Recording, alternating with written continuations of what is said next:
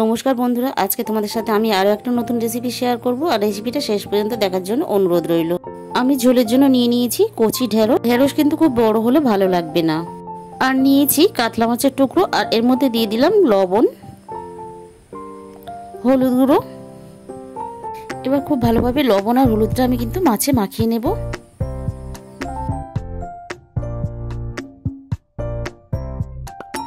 এবার আমি কড়াইয়ের মধ্যে দিয়ে দিলাম সর্ষের তেল। আর এই রান্নাটা কিন্তু সম্পূর্ণ সর্ষের তেলেই হবে।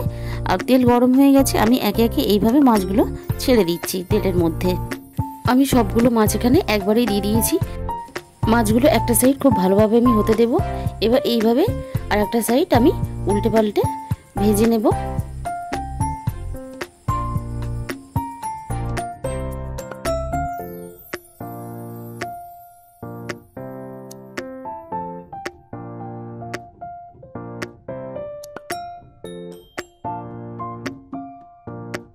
এখানে কিন্তু আমার মাছগুলো লাল লাল করে ভাজা হয়ে গেছে। এবার আমি এই ভাজা মাছগুলো একে একে তুলে নেব।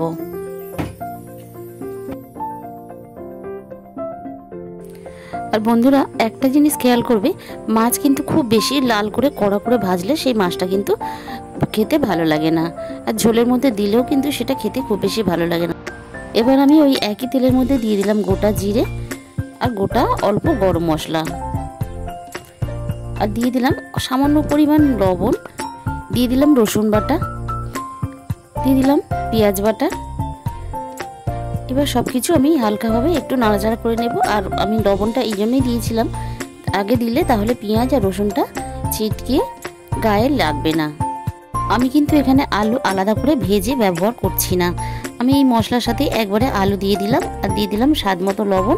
এবার এই আলু আর মশলা আমি একবারে লাল লাল করে ভেজে নেব। আলুর সাথে এই পেঁয়াজ রসুন ভাজার সময় গ্যাসের আঁচটা কিন্তু খুব বেশি লোতেও রাখা যাবে না, আবার খুব বেশি হাইতেও রাখা যাবে না, তাহলে কিন্তু পুড়ে যেতে পারে। এবার আমি দিয়ে দিলাম টমেটো আর আদা বাটা, দিয়ে দিলাম সামান্য পরিমাণ টমেটো বাটার জল। এবার দিয়ে দিলাম হাফ চামচ পরিমাণ হলুদ গুঁড়ো, হাফ চামচ পরিমাণ ঝাল লঙ্কার গুঁড়ো, আর দিয়ে দিলাম হাফ চামচ পরিমাণ জিরের গুঁড়ো। এবার সব কিছু খুব ভালোভাবে আমি একসাথে কষিয়ে নেব। এখানে কিন্তু আমি বাড়তি অন্য কোনো মশলা আমি ব্যবহার করছি না।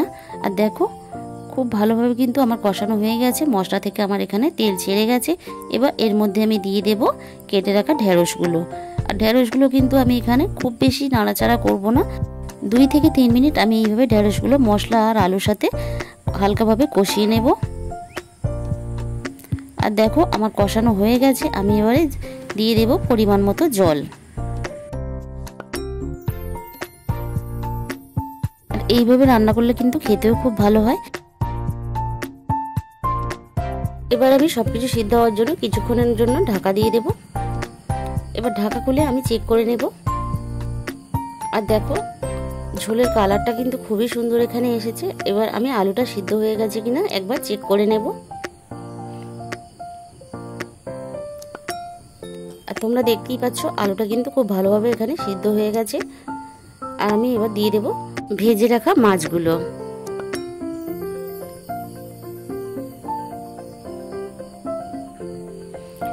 মাছগুলোকে আমি ঝোলের সাথে এইভাবে আবারও মিনিট 5 মতন ফুটতে দেব, যাতে মাছের মধ্যে মশলা সমস্ত কিছু সব ঢুকে যায়। বন্ধুরা, একবার হলেও এই কচি ঢেঁড়স দিয়ে কাতলা মাছের ঝোল বানিয়ে খেয়ে দেখো, খেতে কিন্তু অপূর্ব সুন্দর হয়। আর আমার ভিডিওটা ভালো লেগে থাকলে অবশ্যই একটা কমেন্টের মাধ্যমে জানিও। আর যে সমস্ত বন্ধুরা আমার নতুন চ্যানেলে এসেছো, তাদের কাছে আমার অনুরোধ রইল আমার চ্যানেলটা সাবস্ক্রাইব করে আমার পাশে থাকার জন্য। আজকে তাহলে এই পর্যন্ত দেখা হবে আরও একটা নতুন রেসিপির সাথে। সবাই সাবধানে থাকবেন।